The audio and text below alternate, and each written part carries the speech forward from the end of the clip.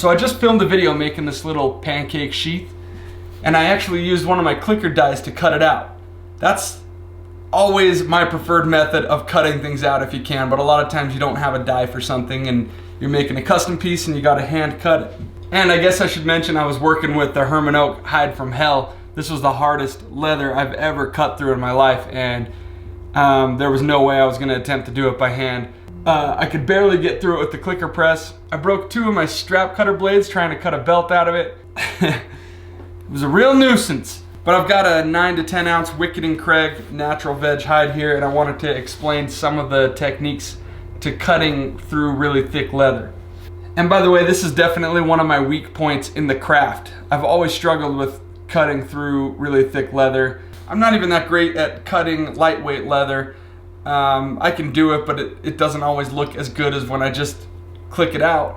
That's why it's always my preferred method. But it's important to know, and not everybody has clicker dies. I would start by cutting out a little piece around the pattern so that I can get a little bit more detailed by rotating the piece around.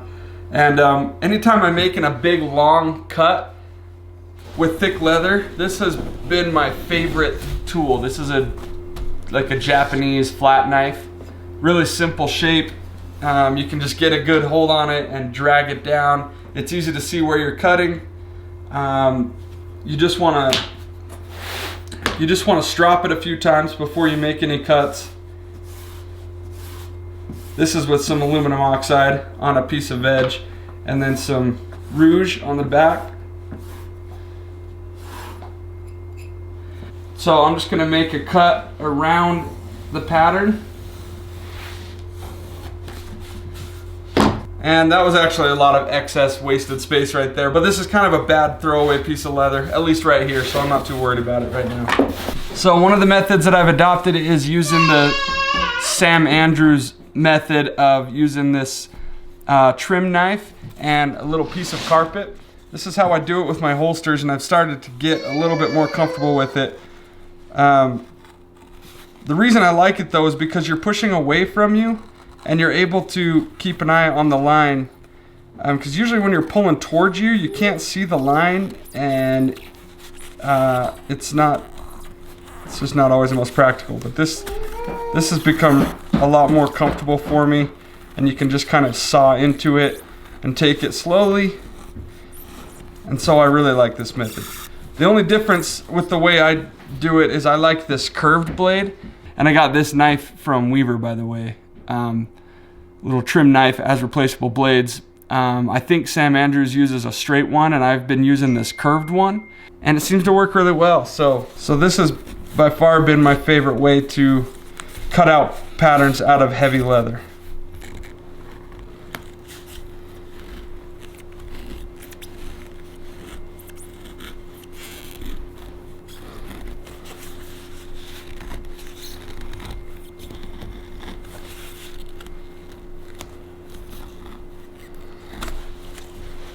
So anyway, the carpet helps because you can keep the piece on the table but still cut through the pattern.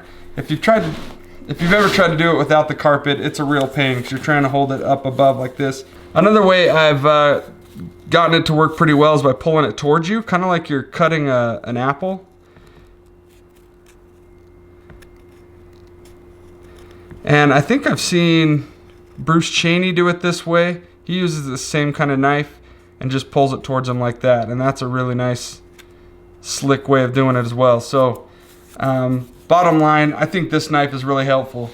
This isn't a sponsored post or video or anything. I've just really learned to love this knife. So anyway, this whole topic has been on my mind a lot more lately because we've recently started doing holster and gun belt rigs.